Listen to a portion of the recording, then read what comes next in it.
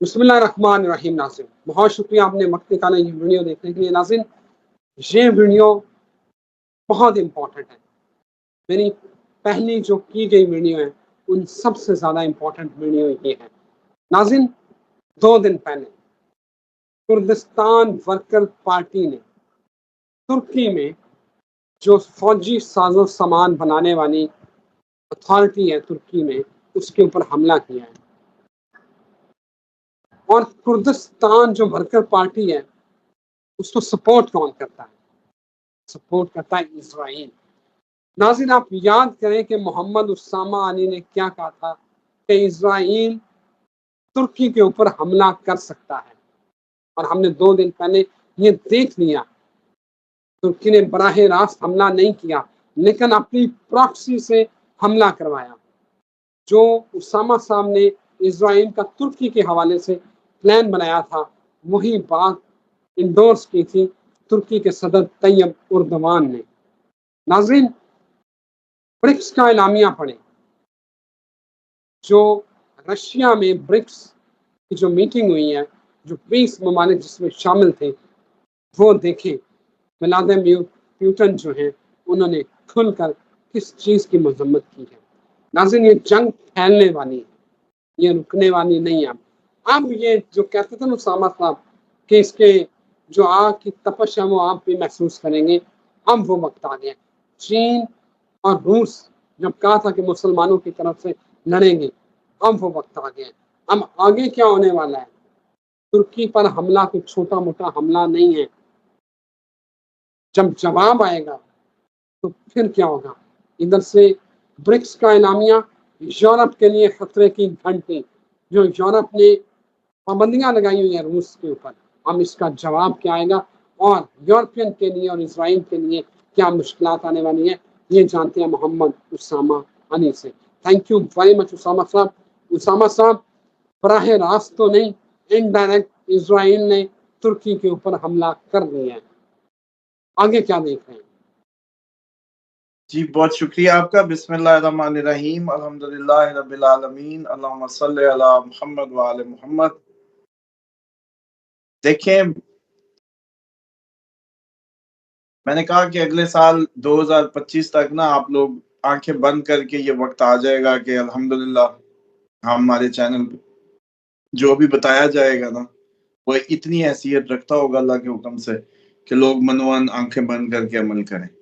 یہ جو خاص اللہ تعالیٰ کا فضل ہے ہم پہ، جس کے تحت یہ خاص اس کا کرم ہے، میں سمجھتا ہوں کہ جس کے تحت وہ ہمارے تیر تکے بھی ٹھیک کروا رہا ہے اور مسلسل کروا رہا ہے 1 سال سے، تو ظاہری بات ہے اس کا کوئی نیک عمل کوئی اس کا ہمارے لیے ضرور ہوگا، کیونکہ آگے جو بدلتے حالات ہیں، جو وقت ہے، اس میں بہت ضروری ہے آپ لوگوں کو کوئی ایسی رہنمائی میسر ہونا جس کے تحت آپ لوگ اپنی زندگیوں کے فیصلے کر سکیں۔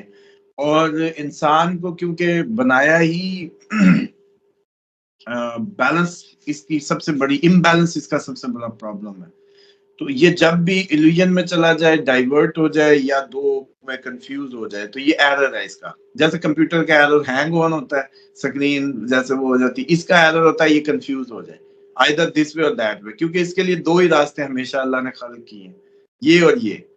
تو مجھے لگتا ہے کہ ہمارے آپ کے وسیلے سے اللہ تعالیٰ نے آپ کو ایک سبب بنایا، ٹاپکس آپ نے وہ اٹھائے جو قوم پوری، بلکہ میں سمجھتا ہوں کہ پاکستان کی سرحدیں تو ہم آپ کو نہیں اس میں کر رہی قید، آپ پوری دنیا کے لیے جو اپنے مسلمان، ایون میں تو آگے سوچ رہا ہوں کہ ہمارے کرسچنز بھی، ہندو بھی، جتنا بھی، ہم تو اس اسلام کی بات کر رہے ہیں جو سب کے لیے چھاؤں ہے۔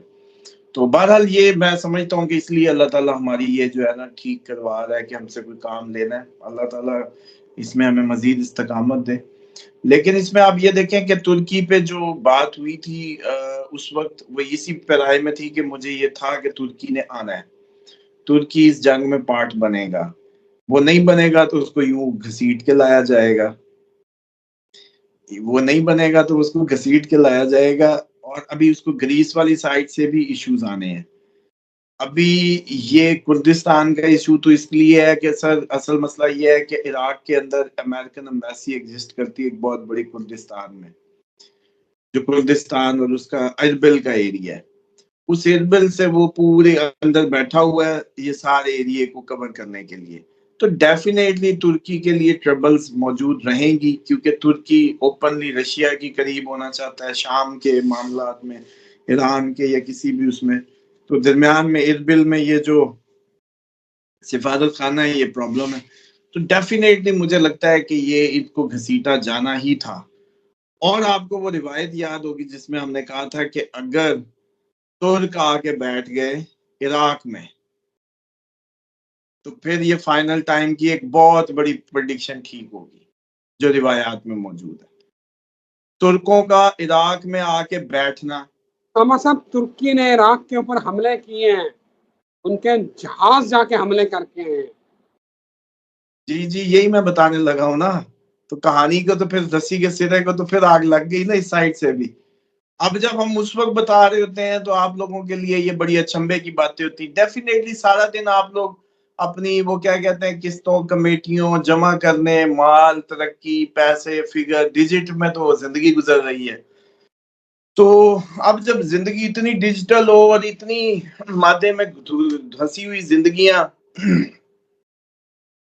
اور سب کچھ ہوتے ہوئے بھی کچھ نہیں.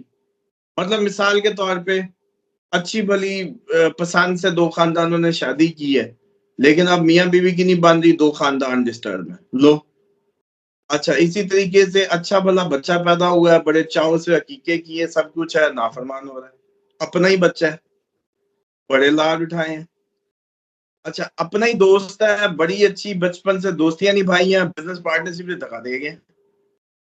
مطلب ہماری زندگیوں کے جتنے بھی ایشوز ہیں وہ ایسے فضول ایشوز ہیں جو ایکچوئل کوئی اتنے ایشوز نہیں ہونے چاہیے تھے، صرف اس لیے تھے کہ ہم نے اللہ اور اس کے رسول صلی اللہ علیہ وسلم کے جو پیمانہ تھا نا اس کو چھوڑا تو وہ ڈس بیلنس ہو گیا جس کی وجہ سے یہ سب ہم فیس کرتے ہیں.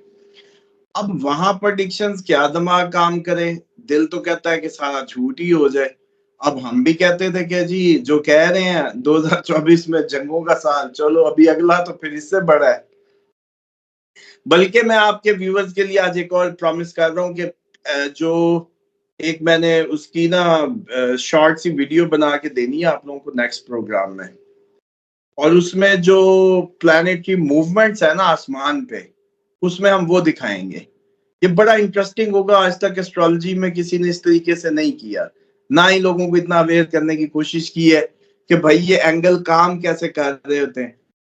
جب اگلے سال کی نا میں تاریخیں کچھ دیکھ رہا تھا ایسی اس کو موو کر کے، تو وہ نا موو کرو تو وہ پورے اپنے مداروں میں موو ہوتے نظر آئیں گے، اور جہاں ان کا جھمگٹا بن رہا ہے نا وہ تاریخیں پھر یہ خود ہی نوٹ کریں گے. یہ نیا کام ہوگا پہلی دفعہ کہ اب جب پلوٹو مارس سن کٹھا تو بم تو خود بخود ان کو سمجھ آ جائے گا کہ یہ بم بننے والا ہے. ایسٹرالوجی کو بیسیکلی کیمسٹری کی طرح لینا چاہیے کہ آپ ایک خواص کو دوسرے خواص سے ملا کے پھر پڑھو تو پھر سمجھ آتا ہے کہ یہ اصل میں کام کیسے کر رہی ہے. بہرحال سر وہ جو روایت تھی اب ترکی کے حملے بڑھتے جائیں اور بڑھتے جائیں اور وہ عراق میں آ کے بیٹھ جائیں تو پھر فائنل ٹائم کی وہ سب سے فائنل روایت سچی ہو جائے گی کہ ترک آ کے عراق میں بیٹھ جائیں گے. دوسری ایک اور اس میں کہا جاتا ہے کہ رشین کو بھی ترک مانا جاتا ہے. تو پھر یہ تاریخی مسئلہ ہے نا کہ ترک صرف ترکیہ نام رکھ لینے سے ترک ہیں یا یہ بھی رشینز بھی اسی اس میں آتے ہیں. تو اگر دونوں کو مان لیا جائے تو شام میں رشین بھی بیٹھے ہیں سر، شام میں اس وقت رشین بیٹھے ہیں، اور یہ جو سارا کردستان اور اس کا کنفلکٹ ہے ان بٹوین یہ بھی اس کا پارٹ رہے ہیں شام کی طرف سے. تو اب مجھے لگتا ہے کہ بس ایسے تھوڑا سا فاصلہ ہے، تھوڑا سا. بے شک رشین عراق میں آگے بیٹھ جائیں، بے شک ترک عراق میں آگے بیٹھ جائیں، پریڈکشن ٹھیک ہونی ہے اور تیاری کر لیں. اسامہ صاحب بالکل صحیح ہے. اسامہ صاحب یہ بتائیں یہ برکس کا جو ابھی اجلاس ہوا ہے رشیا میں اور پھر جو اعلامیہ اس کا جاری ہوا ہے، اسرائیل کو بڑی وارننگ دے گئی ہے، یورپ والوں کو وارننگ دے گئی ہے، تو یورپ کا مستقبل آپ کو کیا لگ رہا ہے؟ اور ساتھ ساتھ کیا اس آگ کے شعلے یہ ہمارے جو ایشیا ہے اس تک آئیں گے؟ ہم تو ہیں جی بلٹ پروف ہمیں تو نورانی حالے نے گھیرا ہوا ہے، یہ نور ہے، نور کو زوال نہیں، اور اس طرح کی جتنی بھی سٹوریز ہیں ہم تو دیکھیں اس کے تحت ہیں، اور یہ تو اولیاء کی سرزمین ہے، پشینگوئیوں کی سرزمین ہے، اور اس کو تو کچھ نہیں ہو سکتا. تو اس لیے پاکستان کی تو آپ مجھ سے بات نہ کریں. یہ تو دنیا کی ایک ایکسیپشنل خطہ ہے، اس میں تو ماشاءاللہ جتنے دنیا کے جنتی اور جتنے وہ جیسے کہتے ہیں روحانی مخلوقات بستی ہیں، بلکہ وہ مجھے تو یاد آیا ادھر تو باقی روحانی اور ان کو تو چھوڑیں، شیطان کا تخت بھی وہ ملتان میں ہے. وہ جو ہم نے ایک دفعہ اس پہ پروگرام کیا تو مجھے یاد آ گیا. تو وہ اپنے ہی گھر کو تو نہیں کچھ کرنے لگا. تو اس لیے پاکستان کے علاوہ جتنی بھی یہ آپ کی اپر بیلٹ ہے نا، یہ ساری کی ساری جنگ میں جانے والی ہے، اور اس کے دن ہے شروع ہو چکا ہے. ابھی ایران پہ وہ کرتا ہے ریٹیلیٹ، لیٹ سی. یمن پورا دو بدو ہو گیا ہے، حزب اللہ لبنان دو بدو فل فلج ہو گئے ہیں نا. ٹھیک ہے، ٹھیک اگلے اپریل تک جو نہیں ہوگا وہ شامل ہو چکا ہوگا.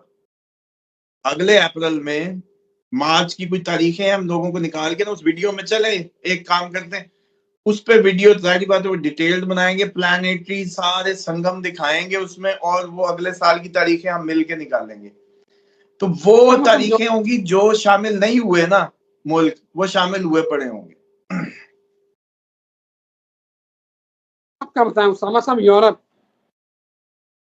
ہاں جی، یورپ کا دیکھیں چانسز یہ ہیں کہ میں نے بتایا جیسے آپ کو کہ جو ملک اس ٹائم پہ دو بدو نہ ہو سکے 15 نومبر تک، 15 نومبر کے بعد ایک آئے گی بریک.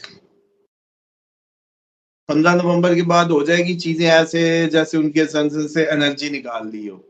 کیوں؟ مارس تو آلریڈی ڈبلیٹیڈ ہے لیکن اتنا نہیں، لیکن پھر بھی ہے.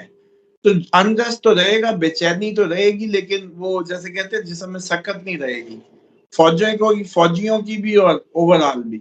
تو پوری دنیا کی جو فوجیں ہیں نا وہ تھوڑا سا سرنڈر کے موڈ میں نظر آئیں گی، تھوڑے سا رخ نیچے کرتی نظر آئیں گی. تو اس لیے مجھے لگتا ہے کہ جیسے ہی مارس گیا سن سائن میں، مارس گیا سن سائن میں، انرجی ورسز انرجی، تو تباہی تو ایک دم یخ جتنی وہ جیسے کہتے ہیں نا گلیشیئر پگھل جائیں، جیسے ایک دم سب ہوگا اور گلیشیئر پگھلیں گے. اور بلکہ وہ ڈیٹ نکالیں گے، مجھے لگ رہا ہے وہ اگلے سال کی کو مارچ کے اراؤنڈ کی مجھے یاد آ رہا ہے. میں دیکھ رہا تھا جب ان کو موو کرتے تو مارس سن کے قریب، اور ساتھ ہی باقی پلانٹس بھی، تو وہ کوئی مارچ کی ڈیٹ بنے گی. تو بہرحال وہ ٹائم ہوگا. یہ نوٹ کرتے رہا کرے، اگلے سال زیادہ اچھا کام آئے گا. چلو اب جب میں بول رہا ہوں تو میں تصویر کے لیے کوئی گواہی کے طور پہ ہی ہوگا. اچھا، بہرحال اس میں پھر یہ ہوگا سر کہ نیکسٹ ایئر جو یورپ کا ملک آج 15 نومبر سے پہلے انوالو نہ ہوا، وہ آپ کو پھر اگلے سال مارچ میں انوالو فل فلج سب انوالو ہوتے نظر آئیں گے.